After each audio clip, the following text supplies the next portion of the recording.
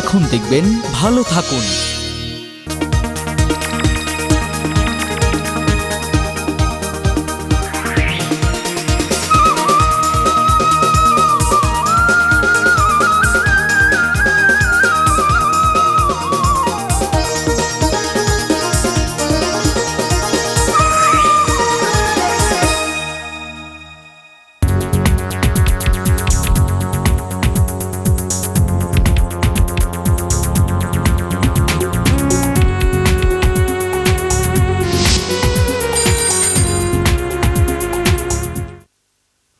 দর্শক মণ্ডলী, materialistic world বাড়ছে ঐশ্বর্য, প্রাচুর্য, প্রাপ্তির আনন্দ, না পাওয়ার বেদনা, ব্যর্থতা ইত্যাদি।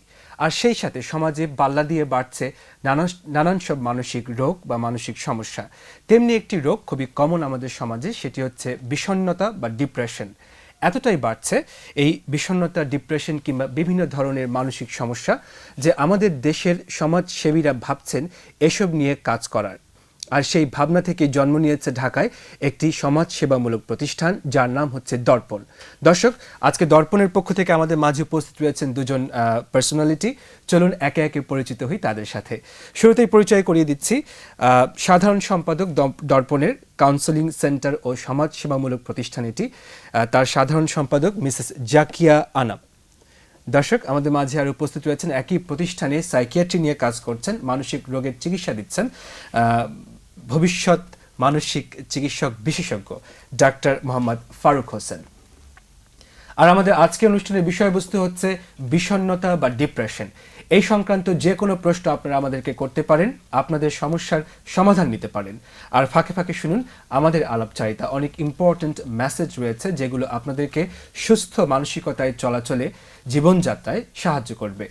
আমাদের টেলিফোন নম্বরগুলো প্রতিবার আপনাদেরকে বলি, আবারও মনে করিয়ে দিচ্ছি, 865317 থেকে 8 পর্যন্ত, 865317 থেকে 8 পর্যন্ত। দেশে বিদেশে যে যেখানে বসে এই অনুষ্ঠান দেখছেন, প্রশ্ন করুন ডায়াল ঘুরিয়ে আমাদের উদ্দেশ্যে। উত্তর দেওয়ার জন্য প্রস্তুত। শুরুতেই ডাক্তার ফারুক, আপনার কাছে আমাদের প্রশ্ন। আমি তো বলেছি বিষণ্ণতা বা ডিপ্রেশন আমাদের আজকের অনুষ্ঠানের বিষয়বস্তু। কম বেশি আমরা সবাই জানি হোয়াট ইজ দিস, কিন্তু সায়েন্টিফিক দৃষ্টিকোণ থেকে আপনি আমাদের দর্শকদের বলবেন আপনারা বিষণ্ণ থেকে কখন রোগ পর্যায়ে ফেলেন? ধন্যবাদ ডক্টর ফরহাদ। আমরা সবাই জানি যে মন খারাপ আমাদের হয়, পৃথিবীর সব মানুষেরই জীবনের কোনো না কোনো পর্যায়ে মন খারাপ হয়ে থাকে। কিন্তু আমাদের মনোরোগবিদ্যা বা সাইকিয়াট্রিতে আমরা বিষণ্ণতা তখনই বলি বা রোগ হিসেবে তখনই চিহ্নিত করি যখন এই বিষণ্ণতার লক্ষণগুলো গুরুতর পর্যায়ে পৌঁছে এবং মানুষের দৈনন্দিন এবং পেশাগত কর্মকাণ্ডকে যথেষ্ট রকমভাবে ব্যাহত করে।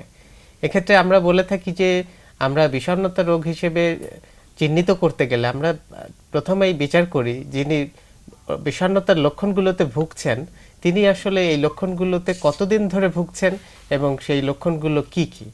এখানে আমরা প্রথমে গুরুত্ব দিয়ে থাকি যে বিষণ্ণতার লক্ষণগুলোর ডিউরেশন। আমরা বলি যে অন্ততপক্ষে 2 সপ্তাহ ধরে কেউ যদি গুরুতর বিষণ্ণতায় ভুগতে থাকেন এবং দিনের বেশিরভাগ সময়েই তিনি এই বিষণ্ণ বোধ করতে থাকেন, তাহলে আমরা তখন একটা রোগ আছে কিনা সেইটা পর্যালোচনা করার চেষ্টা করি।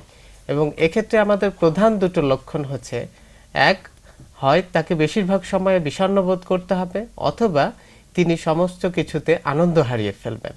এই দুটো লক্ষণের একটি অবশ্যই থাকতে হয় এবং সাথে সাথে আমরা আরও 4টি লক্ষণকে আছে কিনা সেই রোগীর মধ্যে সেটা আমরা যাচাই করি। এবং সেই লক্ষণগুলোর মধ্যে রয়েছে ঘুম কমে যাওয়া অথবা অত্যন্ত বেড়ে যাওয়া, ওজন কমে যাওয়া অথবা বেড়ে যাওয়া, খাবারের রুচি কমে যাওয়া অথবা বেড়ে যাওয়া, অত্যন্ত ক্লান্ত বোধ করা, কাজে কর্মে মনোযোগ দিতে না পারা, অকারণেই নিজেকে অসহায় বোধ করা, নিজেকে অপরাধী বা গিল্টি ফিল করা, এবং কোনো কোনো ক্ষেত্রে আমরা দেখি যে তাদের মধ্যে আত্মহত্যার চিন্তাটাও মাথাচাড়া দিয়ে ওঠে। মানে এত সব সমস্যা যাদের থাকতে পারে একজন বিষণ্ণতায় ভোগা মানুষের। আমরা আরো শুনবো আপনার কাছ থেকে বিষণ্ণতার লক্ষণগুলো কি কি। তার আগে জাকিয়া আপা, আপনার কাছে আমাদের প্রশ্ন যে আপনি সাধারণ সম্পাদক দর্পণের, নিবিড়ভাবে জড়িত, ইটস ইউর প্যাশন, আপনি It's my বলেছেন passion, আমাদেরকে। হ্যাঁ। দর্পণের পরিচয়টা আমাদের দর্শকদের সামনে তুলে ধরবেন please? অবশ্যই ধন্যবাদ ডক্টর ফরহাদ, ধন্যবাদ বাংলা ভিশনকে এবং দর্শক মণ্ডলীকে। আসলে ছোটবেলা থেকে আমার খুব মনে হতো যে কিছু একটা করব, কিন্তু কি করব তখনও বুঝে উঠতে পারতাম না। তারপর আমি মনোবিজ্ঞান বিভাগ থেকে ঢাকা বিশ্ববিদ্যালয় থেকে পাশ করে বের হলাম। তারপর অনেকটা সময় আসলে চলে গেল জীবন থেকে। তারপরে ভাবলাম যে না, এখন কিছু একটা করা দরকার। যেভাবে দেখছি মানসিক সমস্যা যেভাবে বেড়ে যাচ্ছে পৃথিবীতে, সমস্ত পৃথিবীতেই সবাই সমস্যার মধ্যে দিয়ে যাচ্ছেন। তো ভাবলাম যে যেমন সব কিছুর একটা পরিবেশ লাগে, শিক্ষা প্রতিষ্ঠানের একরকম পরিবেশ, আপনার বাসার ঘরের একরকম পরিবেশ, সেরকম এই সেবাটা দেওয়ার জন্য যে পরিবেশের দরকার, ঠিক সেরকমভাবেই কিন্তু আমি আমার দর্পণটাকে তৈরি করেছি। তার মানে দর্পণ একটা কি ধরনের প্রতিষ্ঠান? এটা একটা কাউন্সিলিং সেন্টার এবং একই সাথে এটা একটা সমাজসেবামূলক কাউন্সিলিং প্রতিষ্ঠান। বলতে কি বোঝাচ্ছেন? কাউন্সিলিং বলতে বোঝাচ্ছি আমরা যে এই যে ডক্টর ফারুক যে বললেন যে বিষণ্ণতার কথা, এরকম আরো অনেক মানসিক সমস্যা আছে, সেরকম সমস্যায় যারা ভুগছেন তাদের জন্যই আসলে এই কাউন্সিলিং সেন্টারটা। আচ্ছা, কি ধরনের মানসিক সমস্যা নিয়ে রোগীরা আপনাদের কাছে আসেন? বিষণ্ণতা নিয়ে আসেন, সূচিবায়ু নিশ্চয়ই শুনেছেন আপনারা, তারপরে পড়ালেখায় অমনোযোগিতা, ম্যারেজ কাউন্সিলিং করি আমরা, দাম্পত্য জীবনে কলহ থাকতে পারে, প্রিয়জন থেকে আঘাত পেয়ে অনেকে এতই ভেঙে পড়েন যে তাদের কনফিডেন্স লেভেলটা অনেক কমে যায়। তখন তাদেরকে আমাদের এই সেবাটা দিয়ে আমরা চেষ্টা করি তাদেরকে সুস্থ স্বাভাবিক একটা জীবন দিতে। আচ্ছা, আপনাদের কি এটা লাভজনক না অলাভজনক প্রতিষ্ঠান? এটা একটা অলাভজনক আর প্রতিষ্ঠান। কোথায় অবস্থান এটা? এটা গুলশান 1-এ। গুলশান 1-এ। তার মানে আমরা গেলে এখানে এট ফ্রি অফ কস্ট কাউন্সিলিং পাবো? ফ্রি অফ কস্ট পাবেন না, অলাভজনক বটে, তবে আমরা একটা রেজিস্ট্রেশন ফিজ রাখি এবং তার পাশাপাশি একটা সেশন ফিজ রাখি আমরা। তো সেশন বলতে আসলে যেটা বুঝাই আমরা যে এটা নির্ভর করে রোগীর মানসিক সমস্যাটা কতটুকু কোন লেভেলে আছে সেটার উপর। আমরা আরো শুনবো দর্পণের কথা, বিষণ্ণতার কথা, তবে তার আগে দর্শকদের ফোন, আমরা দর্শকদের ফোন নিচ্ছি। হ্যালো, আসসালামু আলাইকুম। আসসালামু আলাইকুম। ওয়ালাইকুম সালাম। ঢাকা থেকে হুমায়ুন কবির। জি, হুমায়ুন কবির ভাই, প্লিজ। উপস্থিত সকলকে আমার অন্তরের শুভেচ্ছা জানিয়ে ডক্টর ম্যাডামের কাছে আমার একটি প্রশ্ন। জি। যে আমরা জীবনের কোনো না কোনো অংশে বিষণ্ণতা রোগে কম বেশি প্রায় সবাই আক্রান্ত হয়ে পড়ি। আচ্ছা। এই অবস্থায় ডক্টরের শরণাপন্ন হলে সাধারণত তারা এই ঘুমের ঔষধ জাতীয় ঔষধ সেবন করতে দেন, যা ঔষধ নির্ভর করে তোলে। চিকিৎসকগণ সাধারণত প্রকৃতির কাছে যাওয়ার কথা কিন্তু বলেন না।